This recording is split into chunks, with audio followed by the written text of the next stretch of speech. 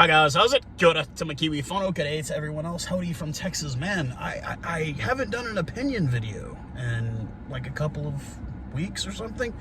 But man, I was talking to Matt, the SA Rugby Oak, over on Instagram. He had posted this little thing. I'll leave a link to his Instagram. You guys should follow him. Consistent dynamite, just like memes and just ideas. And we were talking about like the Toyota Cheetahs and the success they're having in the Curry Cup and how to like keep that success going.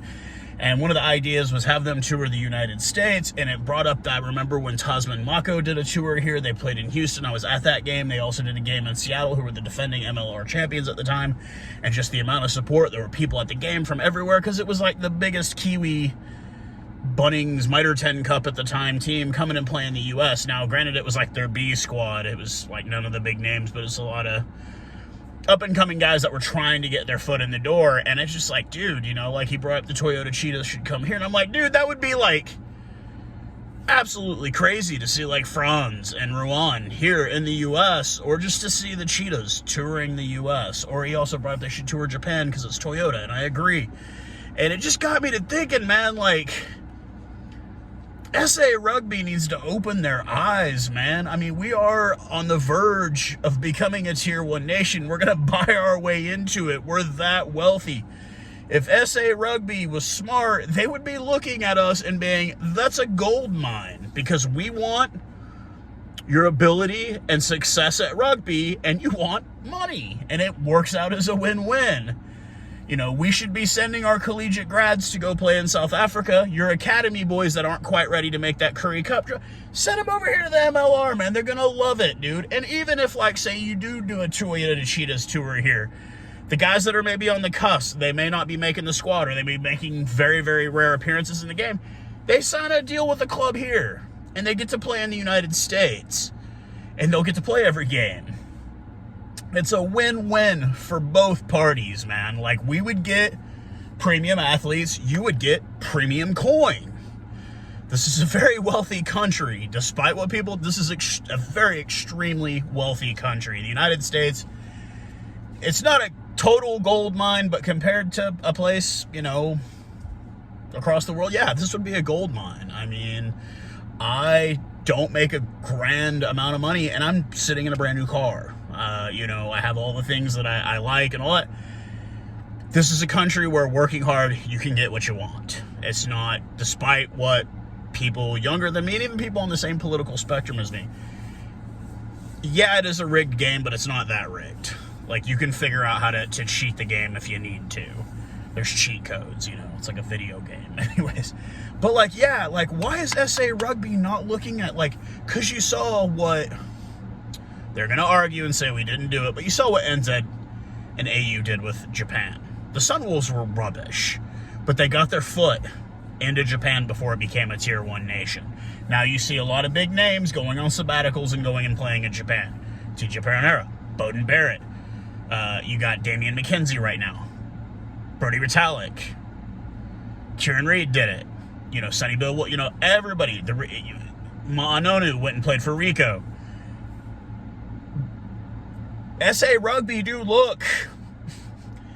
I live in an area where within an hour and a half drive of me, there are 3 stadiums that seat more than 80,000 people. This is a gold mine for sport, the United States. You get your foot in the door here, and you watch the cash come. We already see what happens with American money for the Sharks. Yeah, that's American money floating a lot of that. And look at how good that team has gotten. Could you imagine if every one of your teams had that pipeline? You'd be unstoppable. And you wouldn't have to worry about contract disputes, going financially bankrupt, or anything. And what we'd get out of it is we would get quality players. And we would get a pipeline of good players going through South Africa.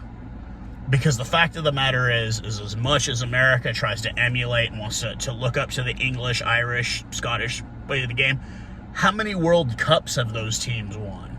One. How many is South Africa, Australia, New Zealand? Yeah, they've won multiple ones. South Africa and New Zealand have both won 3 apiece.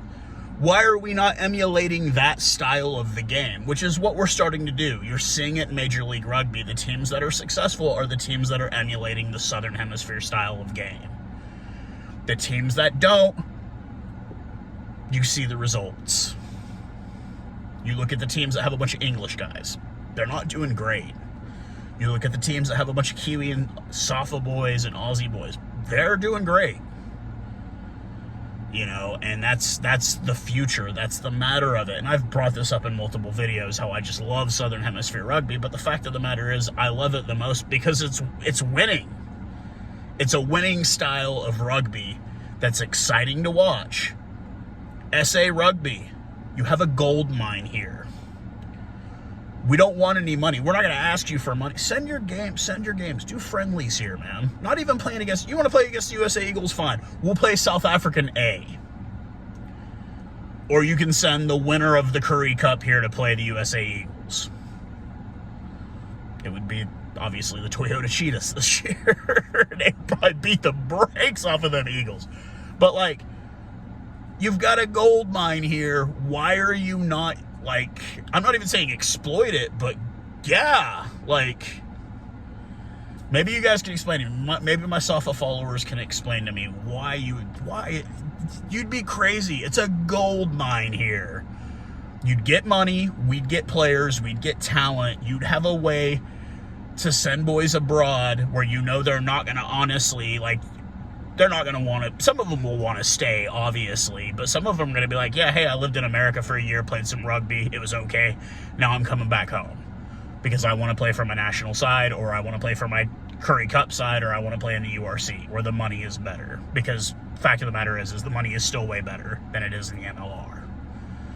You just get to live in America, you know, rent-free in an apartment, and live the American lifestyle for a year of, like, you know, just having fun and freedom and all that kind of stuff. Like, and I just think it's, SA Rugby needs to open up their eyes, man. You've got a gold mine here, and, you know, I think a lot of this also comes from, you know, watching the documentary about the 1874 Cup. We paid New Zealand an astronomical amount of money to come here and play.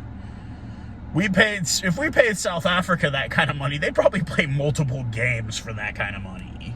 And it'd be cool, because I'd get to go see the Springboks in America. And I would, yeah, like, it would just be awesome for me, because I'm such a massive Springbok guy. But I just think that that's what SA Rugby needs to do. SA Rugby needs to look at America, because we're going to be a Tier 1 nation within the next decade. Probably before then. And wouldn't it be nice to have a real buddy-buddy relationship with the newest Tier 1 nation that also happens to be the wealthiest country on the entire frickin' planet? Just do the math, guys. It would work. It's a win-win for all parties. So let me know what you think, guys. I'll leave the link to the guy's Instagram on my YouTube here. You guys should go over there and subscribe to him. Dynamite writing. He does memes. Sometimes it's hilarious stuff, and sometimes it's like really, really like in-depth, just dynamite writing. Like, the guy's got some seriously good ideas to help the sport in South Africa, but, you know, honestly, helping it in South Africa helps it everywhere. But, yeah, guys, just let me know what you think in the comment section, and I'll talk to you guys again very soon. Cheers, guys.